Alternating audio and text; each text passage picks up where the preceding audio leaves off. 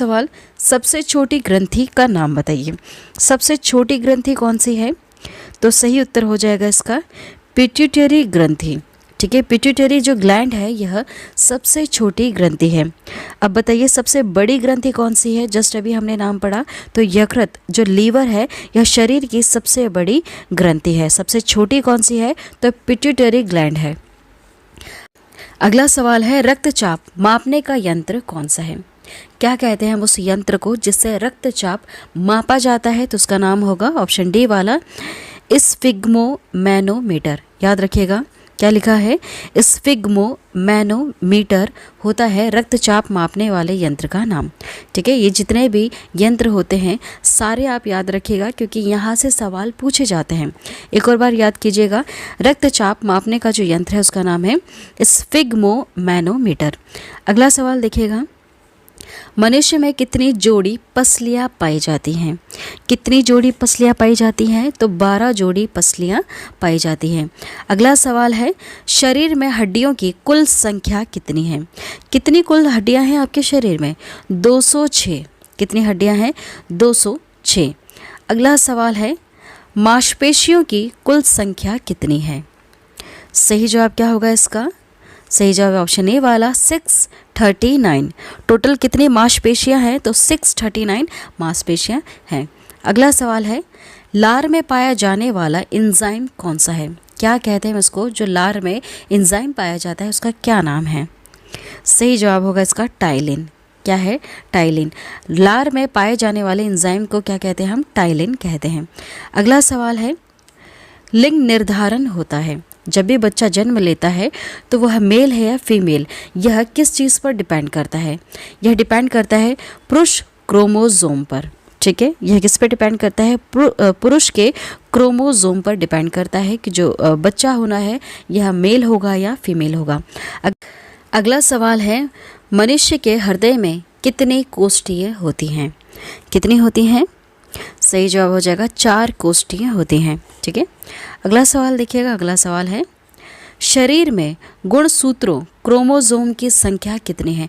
काफ़ी महत्वपूर्ण सवाल है और कई बार एग्जाम में पूछा जा चुका है। सही उत्तर क्या होगा? सही उत्तर है इसका 46। शरीर में गुणसूत्रों क्रोमोसोम की संख्या कितनी है? तो 46 है। अगला सवाल है, शरीर की सबसे बड़ी कोशिका का नाम बताइए। इन चारों में से सबसे बड़ी कोशिका का नाम क्या है? सही उत्तर हो जाएगा इसका तंत्रिका तंत्र। तंत्रिका तंत्र जो है यह मानव शरीर की सबसे बड़ी कोशिका का नाम है। क्या नाम है? तंत्रिका तंत्र। अगला सवाल है, शरीर में अमीनो अम्ल की संख्या कितनी है? कितनी होती है? तो सही उत्तर होगा इसका 20 होती है। शरीर में अमीनो अम्ल की संख्या कितनी होती है? 20 होती है। अगला सवाल देखिएगा, शरीर में प्रतिदिन लगभग कितना मूत्र बनता है? कितना बनता है? सही जवाब हो जाएगा इसका 1.5। 1.5 लीटर इसमें मानव शरीर में मूत्र बनता है। अगला सवाल देखिएगा। अगला सवाल है, मूत्र किस कारण दुर्गंध देता है? यह सवाल कई बार एग्जाम में पूछा जा चुका है। सही जवाब क्या हो जाएगा इसका? सही जवाब है यूरिया के कारण। मूत्र किस कारण दुर्गंध देता है? तो यूरिया के कारण दुर्गंध देता है। अगला सवाल है, मानव मूत्र अम्लीय का पीएच मान कितना है? सही जवाब क्या हो जाएगा इसका?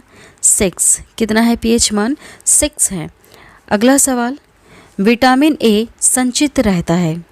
किसमें संचित रहता है? यकृत में संचित रहता है। अगला सवाल है, शरीर का सामान्य तापमान कितना होता है?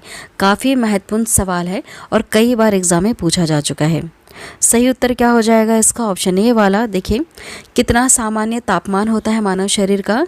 तो 98.6 फ़ारेनहाइट होता है, या फिर आप कह सकते हैं 37 डिग्री सेल्सियस, या फिर आप कह सकते हैं 310 के मानव शरीर का सामान्य तापमान होता है। ठीक है, यह तीनों चीज़ें बिल्कुल सही है। अगर आपको ऑप्शन में से इन तीनों में से कुछ भी एक दिया जाए या फिर ये तीनों चीज़ें दी जाए तो इन पर टिक लगाइएगा। ठीक है, मानव शरीर का सामान्य तापमान कितना होता है? 98.6 फ़ारेनहाइट और 37 डिग्री सेल्सियस या फिर 310 के होता है। अगला सवाल है, शरीर में टिबिया नामक हड्डी कहाँ पाई जाती है? कहाँ पर पाई जाती है? तो सही उत्तर हो जाएगा इसका पैर में पाई जाती है। ठीक है, टिबिया नामक हड्डी कहाँ पाई जाती है? पैर में पाई जाती है। अगला सवाल, शरीर में ऊतकों का निर्माण किसके द्वारा होता है या फिर किससे होता है? तो सही उत्तर हो जाएगा प्रोटीन से होता है। शरीर में ऊतकों का निर्माण किससे होता है? प्रोटीन से होता है। अगला सवाल है, मस्तिष्क का बड़ा भाग क्या कहलाता है? यह सवाल कई बार एग्जाम में पूछा जा चुका है। सही उत्तर क्या होगा इसका? ऑप्शन डी वाला, प्रमस्तिष्क। इसे हम इंग्लिश में सेरेब्रम कहते हैं। ठीक है, जो प्रमस्तिष्क है सेरेब्रम, यह मस्तिष्क का सबसे बड़ा भाग है।